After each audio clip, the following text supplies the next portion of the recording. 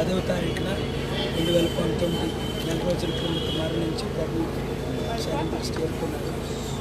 మా నాన్నగారు బంధుబస్ గారు తల్లి ఆత్మతో అన్నయ్య ఆశీస్సులతో నేను ప్రజాశాంతి పార్టీ తరఫున నర్సాపూర్లో మెంబర్ ఆఫ్ పార్లమెంట్ కాన్స్టిట్యున్సీకి పోటీ చేస్తున్నాను.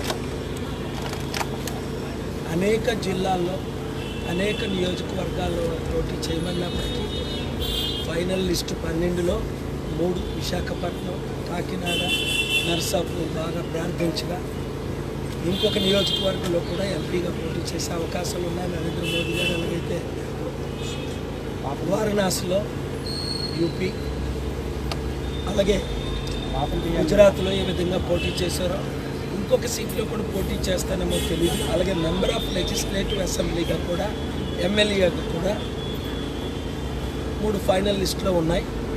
కొన్ని కారణాలకు వీలైతే అది నేను అతి త్వరలో అనౌన్స్ చేస్తున్నాను. నేను నామినేషన్ 22వ తారీఖు ఉదయం 11 గంటలకు నర్సాపూర్లో వేస్తున్నాను. అందరూ ప్రార్థించండి. రేపటి నుంచి మేము మా ఫస్ట్ లిస్ట్ని రిలీజ్ చేస్తున్నాం. ఎమ్మెల్యేలు ఎంపీగా కంటెస్ట్ చేస్తామని అందరూ ఇప్పటి వరకు ఒక్కరిని మేము అనౌన్స్ చేయలేదు. రేపటి నుంచే మీరు విజయవాడ ఐలాపురం హోటల్లో మన కోర్ కమిటీ ఉన్నారు. నేను కూడా రేపు ఉదయం అక్కడే ఉంటున్నాను కనుక మీరు మమ్మల్ని విజయవాడ ఐలాపురం హోటల్కి వచ్చి నన్ను కలవండి. అంతే, మీరు ఎమ్మెల్యేలు అయిపోతారు, ఎంపీలు అయిపోతారు. మిగతా పార్టీలకి డిపాజిట్లు కూడా రావని భయంతో జగనేమో హెలికాప్టర్ ఫ్యాన్ లాగా గుర్తింపు అని అంటే దాన్ని రిజెక్ట్ చేసి మనకి హెలికాప్టర్ గుర్తిచ్చారు ఎలక్షన్ కమిషన్ వారు. చంద్రబాబు నాయుడు గారు పెద్ద ఫ్యాన్ వచ్చి చిన్న ఫ్యాన్ ఓడగట్టారు అని లోపల భయంతో జగన్ ఓడిపోయాడని తెలుసు ఆయనకి. ఆయన ఓడిపోయారని తెలిసిన నవ్వుముఖంతో ఇప్పుడే ఆయన విజయవాడ ఎమ్మెల్యే నాకు కాల్ చేశారు. ఏం పేరు ఆయన పేరు? బోండా ఉమా మహేశ్వరరావు గారు కాల్ చేశారు. 20 సెకండ్లు మాట్లాడాను. ఆయన ఎవరో నాకు తెలియదు.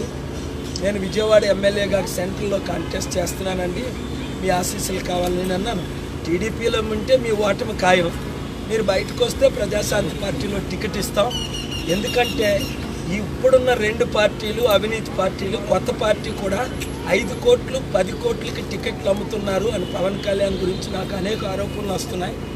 వాళ్ళ అన్నయ్య ఎలాగైతే పార్టీ పెట్టి మూసేశారో ఈయన కూడా పార్టీ పెట్టి మూసేస్తారని ఆలోచనలు. కనుక ప్రజాశాంతి పార్టీ అవినీతి లేని పార్టీ, అందరికీ అధికారం, అందరి అభివృద్ధి మన ధ్యేయం. కనుక అభివృద్ధి కావాలంటే, నిరుద్యోగ సమస్య నిర్మూలన అవ్వాలంటే, రైతులకు, డ్వాక్రా మహిళలకు, ఆటో రిక్షా ఓనర్స్కు అందరికీ రుణమాఫీ చేయాలంటే, 7 లక్షల కోట్లు తీసుకొచ్చి ఆంధ్రాని అభివృద్ధి చేయాలంటే, ఆంధ్రాని అమెరికా చేసే సత్తా, అవినీతిని నిర్మూలన చేసే సత్తా దేవుని కృపను బట్టి నా ఒక్కడికే ఉంది. కాబట్టి ఇంకొక గుర్తుకు మీరు ఓటు వేయకండి. పగిలిపోయే గ్లాసుకి కానీ, తుప్పడిపోయిన సైకిల్ ఫ్యాన్కి కానీ ఓటు వేయకుండా కేవలం హెలికాప్టర్కే ఓటేయండి. చూసారా, వాళ్ళు కూడా హెలికాప్టర్లోనే తిరుగుతున్నారు. జగను, పవను, చంద్రబాబు నాయుడు గారు. ఎందుకు? వాళ్ళ సైకిల్లోని ఫ్యాన్లలో తిరిగితే అవదు పని. వారికి ఓటేయకండి, కానీ వారు తిరుగుతున్న హెలికాప్టర్కే మీరు ఓటేయండి. ఒకటే గుర్తుంచుకోండి, హెలికాప్టర్కి ఓట్లు గుద్దేయండి. నేనే మీ ఎమ్మెల్యేని, నేనే మీ ఎంపీని అనుకుని మీ ఓటు మీ కొరకు వేసుకోండి, మీ అభివృద్ధి కొరకు వేసుకోండి, మీ బడుగు బలహీన వర్గాలకు వేసుకోండి. అగ్రజాతీయులకు, ఆ కొన్ని కుటుంబాలకు ఇంతవరకు మనం ఓటేసాం. ఒక కుటుంబమే ఒక జాతి ఏలకూడదు. చట్ట ప్రకారం అంబేద్కర్ గారు కోరుకున్న ప్రకారం అన్ని జాతులు ఒకటే, ముఖ్యంగా బడుగు బలహీన వర్గాలైన నేను మీరు ఓటేసి గెలిపిస్తారని నాకు పూర్తి నమ్మకం. దేవుడు మిమ్మల్ని దీవించుగాక, ఆంధ్రాని అమెరికా చేయునుగాక. హలో పీపుల్, నేను మీ Gayatri Gupta. Please subscribe to Tambola TV. Very interesting. Subscribe to Tambola TV. Chaka. Hi, hello, namaste. It's me, Madhvilata. Please subscribe to Tambola TV.